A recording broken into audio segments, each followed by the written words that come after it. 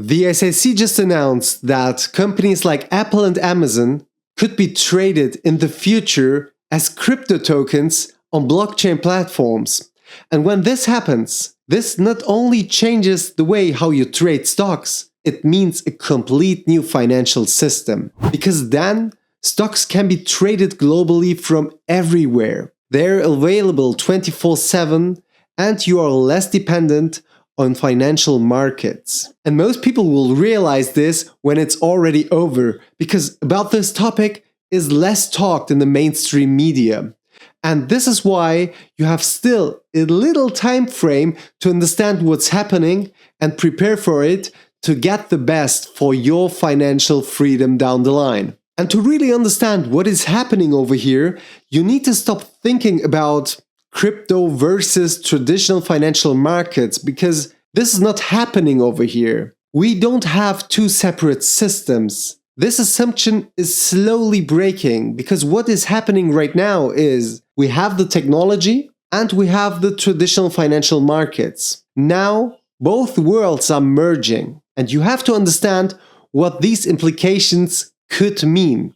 This is the first and foremost thing before you try to understand what to gain out of it. You have to understand the concept behind that. So on the one side, we have the traditional financial systems, right? Like stock exchange, like the Nasdaq or something like that, and clearing systems like the DTCC. And we have ETFs that track entire indices down the line. This is a system which is built on structure, control, and fixed trading hours and trading days, right? And on the other side, we have something much newer, fresher. It's the crypto world. It's blockchain systems, smart contracts, decentralized exchange, and tokenized assets that move globally without any intermediaries. And here's exactly where this system shift is happening at the moment, because these two systems are moving towards each other very close. BlackRock is already testing tokenized financial assets. And besides BlackRock, the DTCC, which is one of the most critical players in the financial markets, they are literally the backbone of the financial markets.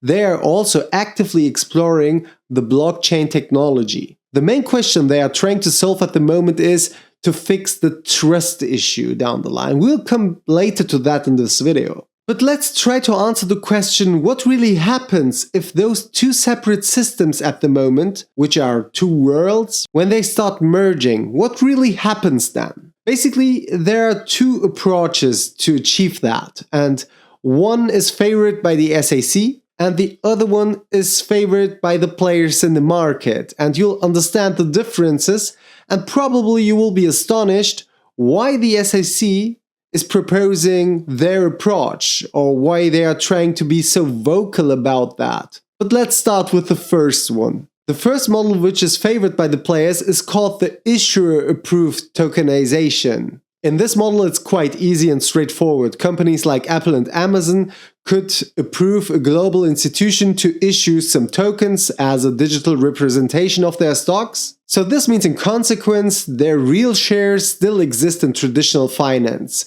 It just creates an additional market for them. And the most important thought in this equation is that every token represents a real share. And owning a real share means having rights, right? Like voting, getting dividends, and stuff like that. So being involved in the company's decision-making process as a shareholder. Basically, you can say in this model, the asset doesn't change, the infrastructure changes. After we've talked about the first model, it's time to look at the second model, which is favored by the SEC. The key difference here is that they say companies like Apple and Amazon don't need to approve a third party to create a token. Basically, every shareholder, for example myself, if I own any Apple stock, right, which I do, I could now go, if this all gets official, and create my own token and just tell to the people that owning that token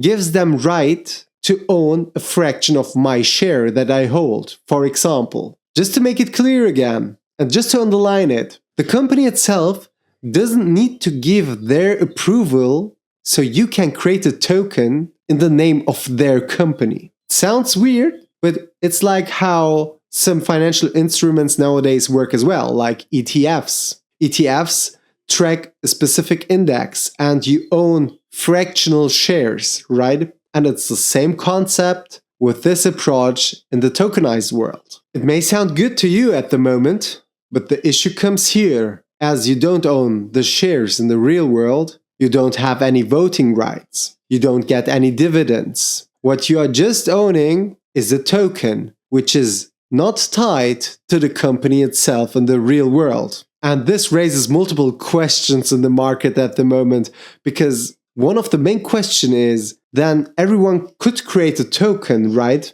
And this is exactly true, because multiple tokens can represent the same stock. And what can happen next is you can have different price levels. So whilst on one platform, the value of an Apple token is, let's say, $80, on another platform, it's only $40. Basically sets up the ground for fraudulent behavior. Yes, and you can say right now, from a technological perspective, this looks like progress because we have a decentralized system. Yes, you can have a decentralized system, but what if your token doesn't represent the stock you think you own at the moment? I think most people will not even know what they will be investing in the future. You're literally running into the danger zone of owning nothing. Just digital numbers that no one knows what it even means. And we can compare that to the money politics as well. Back in the 50s and 60s, when the dollar was still tied to the gold standard, you could only print as much as you had gold in your reserves. This was the official rule back then. And what's happening now in the crypto world and with the SEC and the financial markets, it's the same shift. Your tokens would not represent the stock. They will be decoupled, but just someone random like me can set the price as he likes. And I think this is very, very risky. Then a key question would be, what really happens if something fails? Because the companies have done an easy game, right? They can say, well, I didn't even know that this token existed down the line, and they would be right with that. The question here is then, how would you handle this as an investor? You would lose trust, right? And maybe you would even sell some of your Apple and Amazon shares which you hold in the traditional financial market. And this can lead to a financial market collapse situation. And this is exactly how we come to the next problem, which is the market fragmentation problem. Because today it's really easy. Markets have one single source of truth.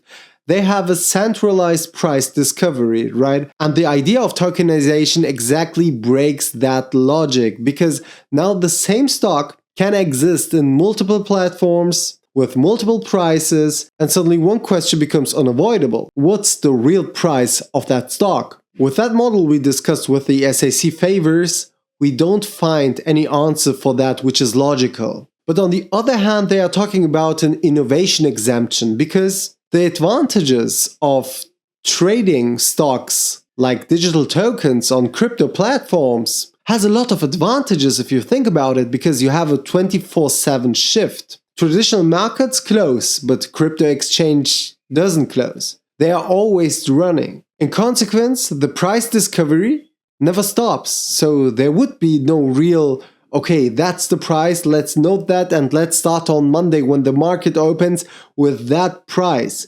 There is no reset, there is no cool down, there is no overnight stabilization where you can just think about your next move or something like that. It becomes more and more emotional. And exactly this is a big risk which maybe almost no investors are prepared for yet, especially the average investor. And there is another structural problem I want to talk about, which I didn't see anyone talk about yet. But if you think of this, you own a digital asset, a token, right? You are on one network. This doesn't mean you can exchange that into another token. So what do I want to say with this? If you own a digital token at the moment, if it's Bitcoin, you can just swap it into another currency, right? Into another digital currency. But with the new form of the digital token of a specific asset, you'll be probably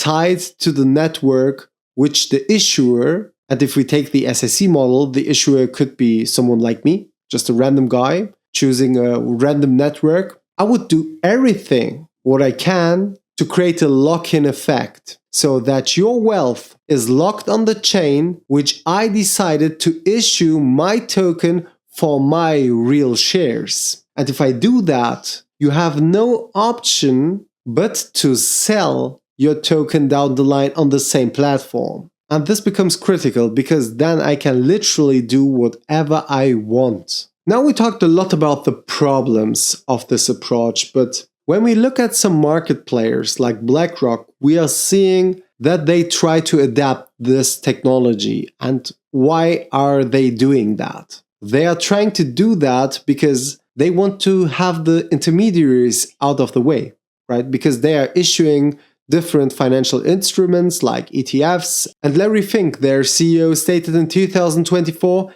every stock, every bond will be on one global ledger. And this answers the questions which we talked about earlier and the problems. It addresses them. One global ledger, which is controlled. It is a controlled environment by the big players in the market. In that global ledger, you can move. And if you think at the moment this is all theory, it really isn't, because they've already launched their product, which is called BUIDL. It's a money market fund which is backed by US treasuries, cash, and repo agreements. It's just one of the first examples which show that you can operate these type of financial systems and vehicles in the crypto world. And it really isn't about what you own in the real world, because in the real world they are doing these type of investments, but how they handle the transactions and how they are handling the proof of ownership is handled about the blockchain infrastructure. So they are combining both worlds. So in the approach of BlackRock, they are not just losing control to someone else, someone random in the market. They are just upgrading their control system in the backend, if you wanted to say more simple. Now you can think, okay, BlackRock is a big player, but infrastructure-wise, they will not have a big influence. Well, you're right, but there are other players as well, like the DTCC. They are the backbone of the US financial market, and almost every struck transaction passes through their systems for clearing, for settlement, for verification, just different steps which require their system knowledge. And now, DTCC is exploring blockchain-based settlement systems, including networks like Canton. And why the DTCC move is so important is because it's not about just one product, like in the BlackRock example for BUIDL, for their product, which they are trying to back with the logic of the crypto world. The DTCC does much more.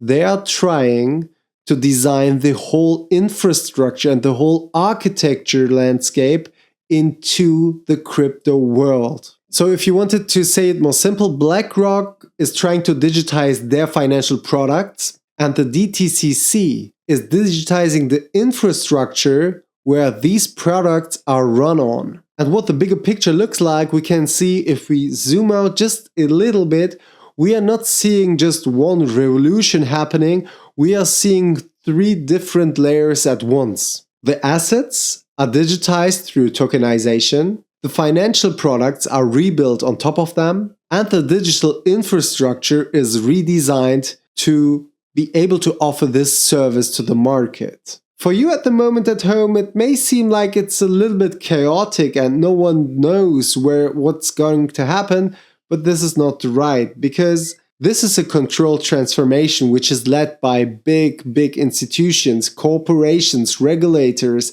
and existing financial power structures. What we all need to realize is we can think about this shift whatever we want, but at the end of the day, you have to put yourself into the situation of a big financial corporation, right? They are thinking, well, I'm losing money to intermediaries down the line. So if I do this financial shift, then I would be closer to the end customer, get a higher share, on my return and I don't have that much operating costs, so I will do that. And for most customers, investors, call them as you like, even if you don't like the approach, you have to go with the new wave. Because if everyone, and including the biggest market players, are moving towards that direction, if you want to still invest in financial assets, you have to adapt your strategies. And for you, it should be really important to understand that this shift is happening at the moment.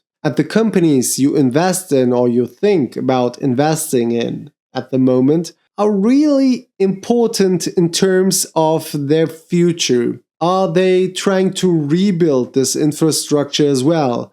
Do they help those global players to get this transition? Do they secure long-term contracts which give them long-term revenue down the line which they could invest in their business to grow? So you have to think always in terms of, if a gold rush is happening, how could I invest in the company that sells the shovels? I see a lot of people online talking about the old system is crashing, it gets destructed and stuff like that. It's not true. It just gets reshaped into a new way of technology which enables the players to be much more efficient. And most important, we still have a lot of open questions left that need to be answered in terms of trust and stuff like that. And what's really important here is that we still have a lot of unanswered open questions which need to be worked on from the side of the SAC as well. And that's why they delayed their plans. They didn't cancel it, but they delayed their plans to this market shift, or better said, to this infrastructural shift. I hope that this video gave you some insights on how this shift is happening at the moment. And if you want to know how you can really profit from that and which companies are promising down the line to get a pole position in the crypto world, just let me know in the comment section down below and I will cover it in one of my upcoming videos. As always, thanks for watching, stay tuned, like and subscribe, and I'll see you next Thursday. Bye.